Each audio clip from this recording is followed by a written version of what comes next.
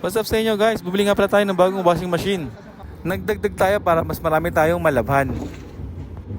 Naisipan nga namin ipaayos ang aming likod bahay para doon namin lagay ang washing machine. Naisipan namin bumili para mas maraming malabhan at ngayon taon mas marami na kaming mai-live. So yun, at bumili na kami ng mga materyales na kailangan gamitin para sa pagpapaayos ng likod bahay.